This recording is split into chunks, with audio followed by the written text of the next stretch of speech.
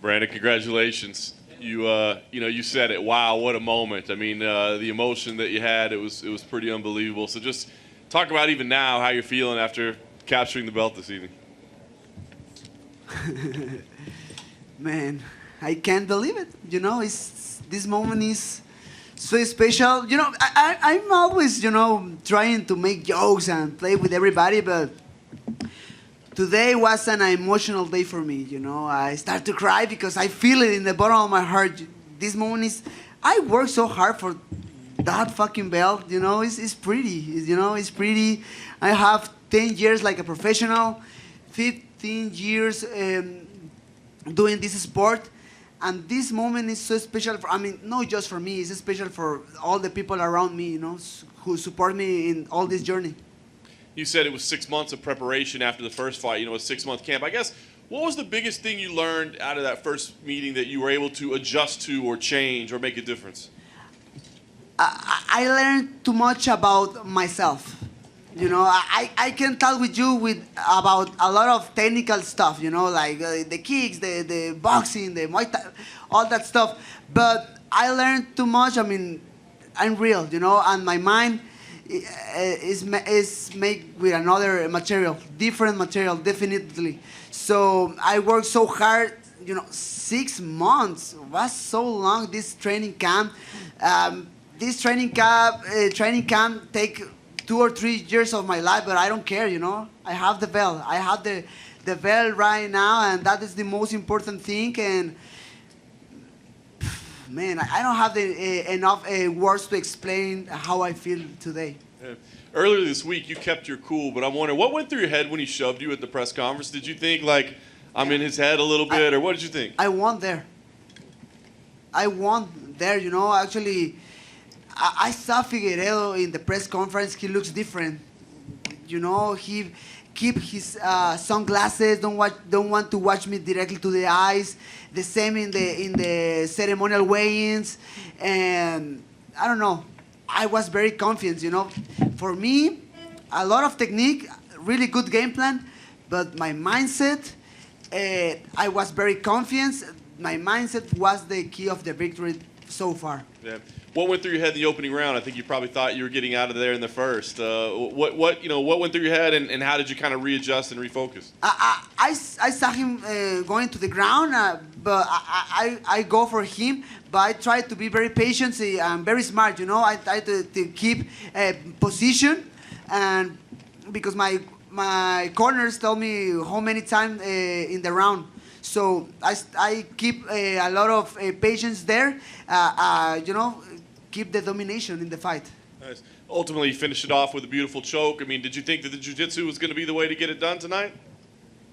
Man, the jiu-jitsu always was, my key of the victory. When I start in the sport, and I start to win fights, the jiu-jitsu was always the key, real naked chokes, triangles, guillotines.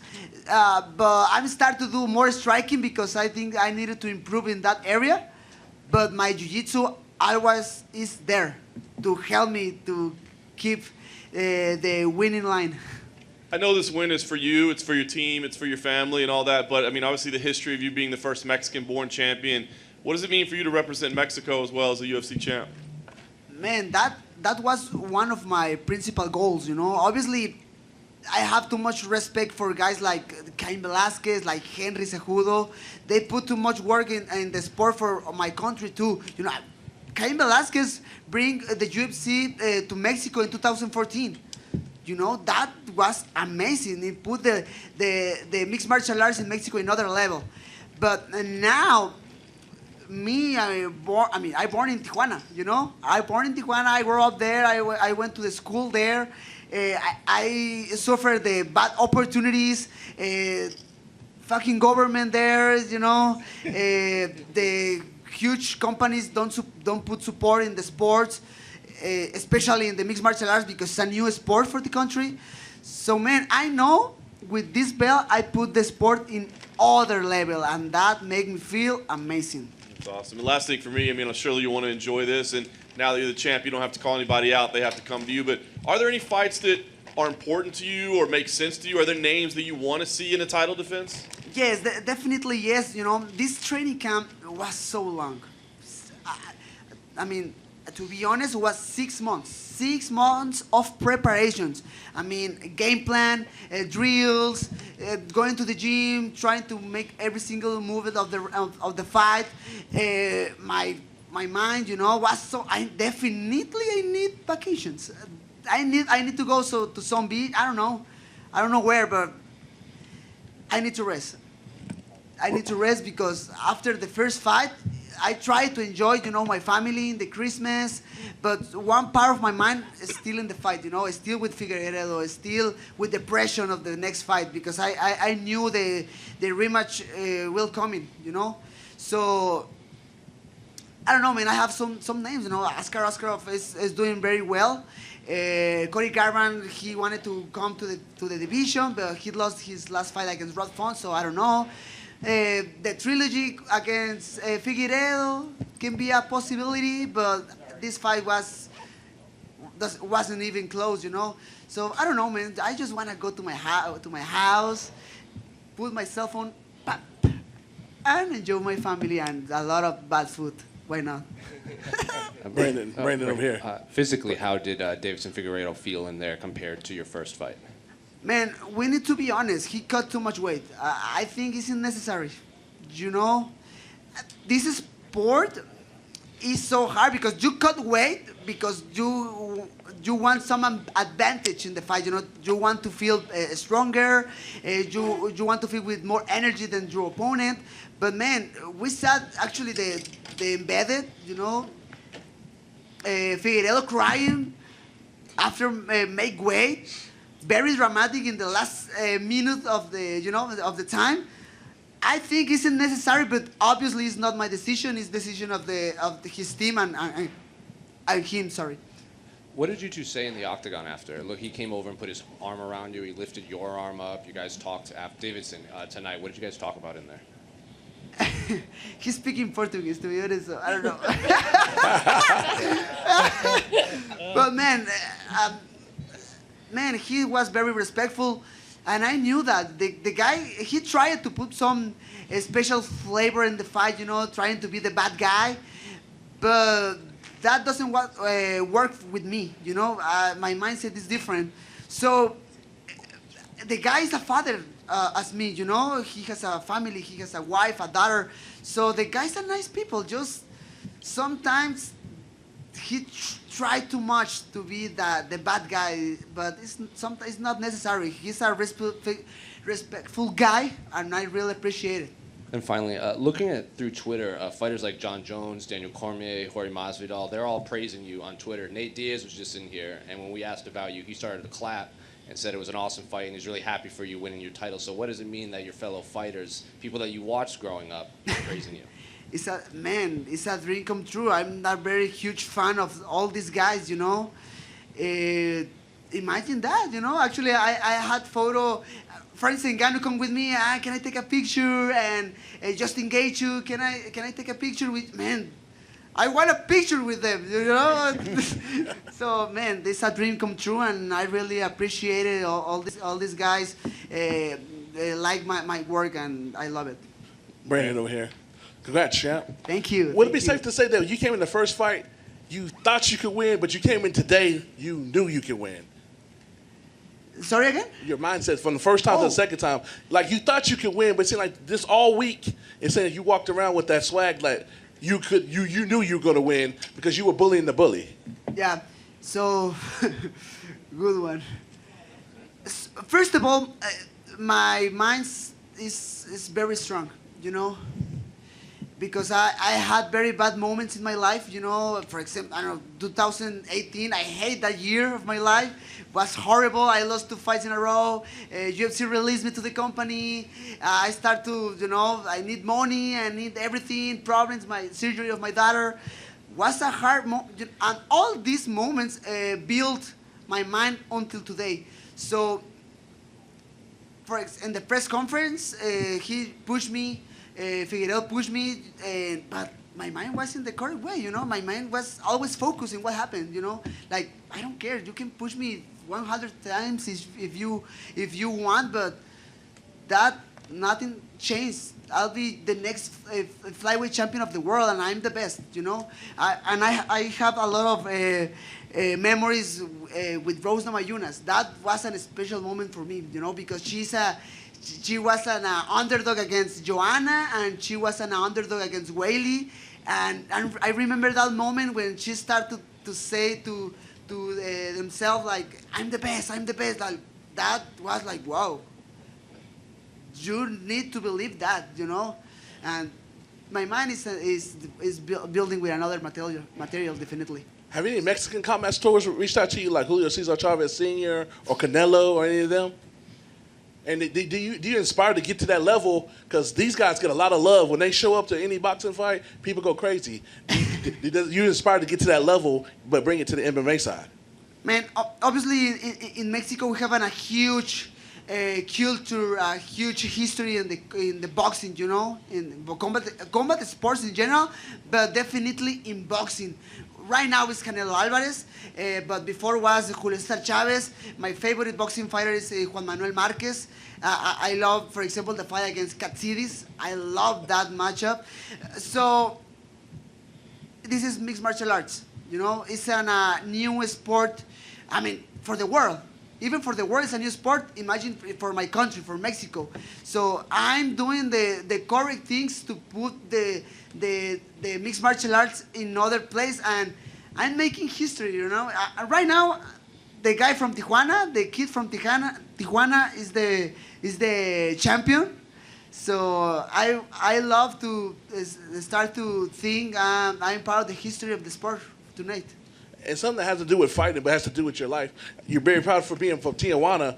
Canelo's talked about he moved to San Diego because once he started winning, his family became a target. Is there anything now that your name's out there and people know who you are, do you think you might have to move across the border, something that we don't have to deal in the States, but you have to deal over there in Mexico? Man, I mean, for example, after the last fight, I bought a house in Las Vegas, you know. Definitely was a professional decision because I'm part of the broadcasting for the UFC in Spanish. And the production is in the Apex. The Performance Institute is in Las Vegas. They give me physical therapies. They give me free food. They give me everything. So it was a professional decision to me to move all my life to Las Vegas. In the future, I want to go again to Mexico, to Tijuana, no? But right now, I need to live there for my family. Everything is not... It's not just for me. It's not for me. It's for my wife. It's for my daughters. You know. So if I need to die for them, I can do that. You know. I don't care nothing. The people know my love for my country. The people know the love for my city, for Tijuana. I still have my house, another house there. But right now I live in Vegas. I'm very comfortable there. In the future, we'll see. You know. I want to go again to Tijuana, but right now it is what it is. And final question for me, how cool is it have all week have all the support from the people here in Arizona, and then now that you got the belt, you got people all across the globe that know who Brandon Moreno is. Man, it's crazy. Actually, last Tuesday, I had interviews from Australia, I think so, and India. What's crazy? You know, imagine Brandon Moreno with fans in India, with fans in Asia. A lot of Mexican people here in Phoenix, a lot of support, a lot of people support me. When I start to walk to the octagon, all the people was crazy in that moment when I got the real naked choke and won the fight. The people was crazy in that moment.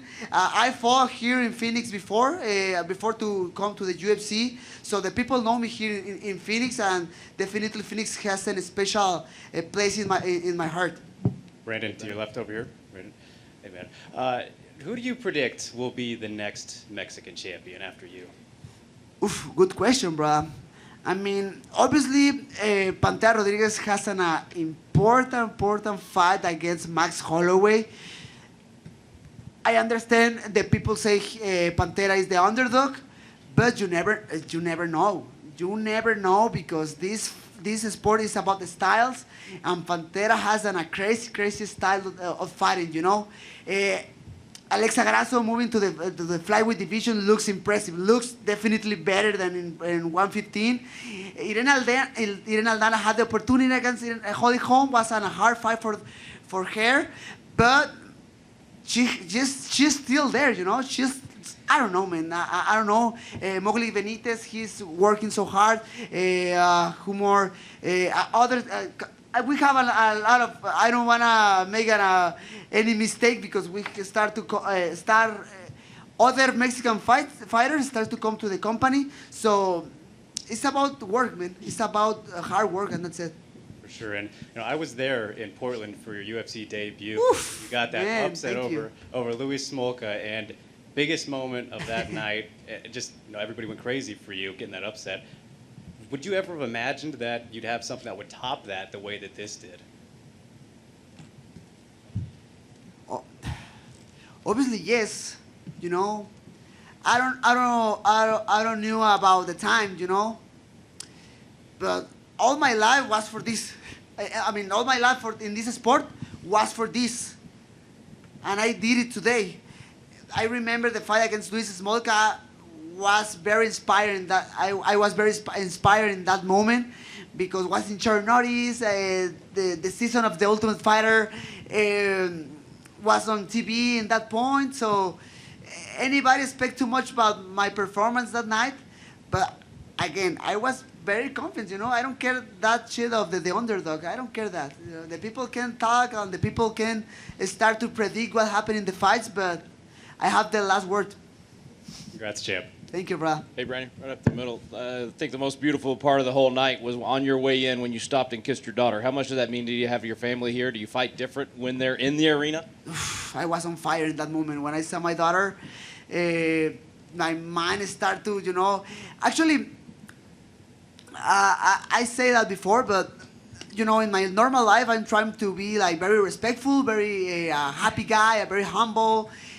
But when I go to the fights, I'm trying to change all that stuff to an angry guy, an angry guy, very unrespectful, trying to kill somebody.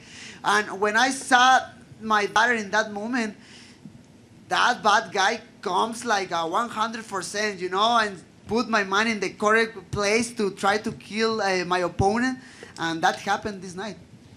I know you're proud to represent your own country, but millions of Americans have fallen in love with you as well and are big fans of yours now. So how cool is that to get to have fans all over the world, but especially right here in America where UFC is so big? So, I'm starting to improve too much my English, for example, so more people can know about me, about my life, about my history. So obviously I have a lot of people support me from my country, from my country, from Mexicans, from Latin America in general. But I have people too around the world, and that makes me feel amazing. It's a dream come true for me. Thank you. Brandon, right here. Has it sunk in yet that you are a star now in UFC? Because during the press conference, you asked Dana that, and now, because not only you're a star in Mexico, you're a star in Latin America as well too. This is beyond just Mexico. We'll see.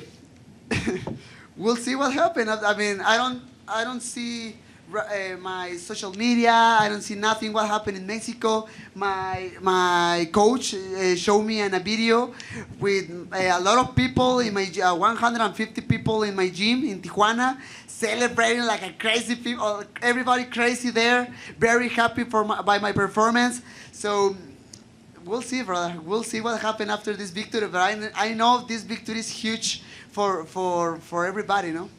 Last question. You were having a success with him standing up. What made you take it to the ground? Man, I say that before. As I felt the power of Figueiredo in the last fight. I mean, the guy's real. The guy punched hard, but it's nothing out of this world. So I started to throw punches. I started to connect very well in the first round. Then the guy tried to take me to the ground. He did it actually, but then I put him on the on bottom. I'm start to work. I try to be very patient, you know, because he's very explosive. He pushes hips and try to get up very quickly. So I try, you know, to be very patient in every single position. And you know, the third round, I start to work with my body. I can't remember very well now, but I think was the body lock, and then we went to the ground, and then he's back and start to work with the body lock and start to try to find the rear naked choke. I tried once, doesn't work. I was very patient and try again, and that's it. Señor Brando Moreno, congratulations, felicidades. Muchas gracias. A few days ago, I asked you what would you think it was going to be the outcome, and I say knockout or submission. So you made a promise to your fans to finish it earlier, right? Cierto, muchas gracias. Yeah, and congratulations. And so the question is, at what point after the first submission failed, because he got away, you believe that you were ready for the next one because you were waiting? And Yes. Yep. So I remember that moment very clear in my mind. I knew I was won the first and second round. So for example, in other fights when I'm started in the UFC, for example, if I was very frustrated if the first submission, if I don't get the first submission, you know, but now I have too much experience. You know, I'm very young. I have 27 years old, but I have too much time in this sport. I have too much experience. So I get the body lock, and I say, I mean, if I don't get the submission, I can control him here, spend some minutes here, punch in the back, and still keep winning the fight. And I did it. I tried first. I can do that in that moment. Try it again. And that's it. Gracias, campeón. Felicidades. Brandon, una última pregunta. Perdón. Primeramente, felicidades, paisano. Pusiste el nombre de nuestro país en alto en UFC. Tenías a la gente bailando, riendo, gritando y hasta llorando, de toda la noche. Hubo un momento que estabas en el suelo, la gente se encendió y gritaba, México, México, Moreno, y el famoso dicho, sí se puede. ¿Cómo te sentías ahí en ese momento? Increíble. Y ¿sabes algo? O sea, lo dije con Joe Rogan y lo quiero volver a decir todas las veces que se me sea permitido. O sea, yo vengo de un país en el cual muchas veces nos decepcionamos, ¿no? Porque se escucha mucho el sí se puede, y sí se puede. Y muchas veces nos quedamos cortos y no se logra, no se pudo. A veces nos dan carrilla, nos dicen, no, pues no se pudo. Y todos bien frustrados y tristes. O sea, no sé qué vaya a pasar el próximo año, no sé qué vaya a pasar mañana, el próximo mes. Lo único que sé es que, o sea, le regalé la alegría a mi gente y les quería decir que hoy sí se pudo. Hoy sí se pudo y eso es increíble. Brandon, Terrible Morales, Jaime Munguía, Rey Misterio, son algunos tijuanenses que han puesto tu ciudad en alto. ¿Qué te sientes por sumarte a esta lista de personajes que han entrado en que han roto, ¿no?, ese nivel, sobre todo de Tijuana y bueno, para todo México?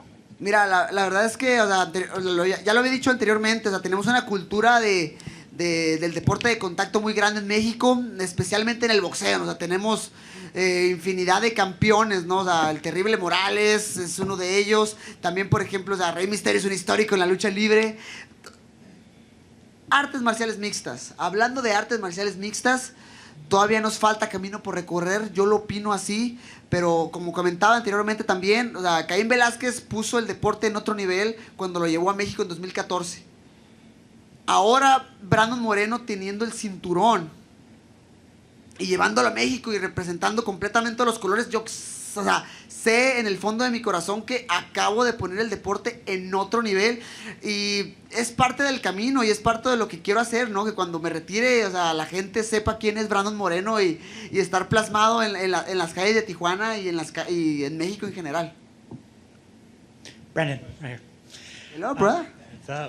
So you mentioned it earlier. So you came to the UFC you got released in 2018. You fought your way back. Now you're champion. For any fighter that has been recently released, what's your message to them? Man, never give up. Sounds easy, you know.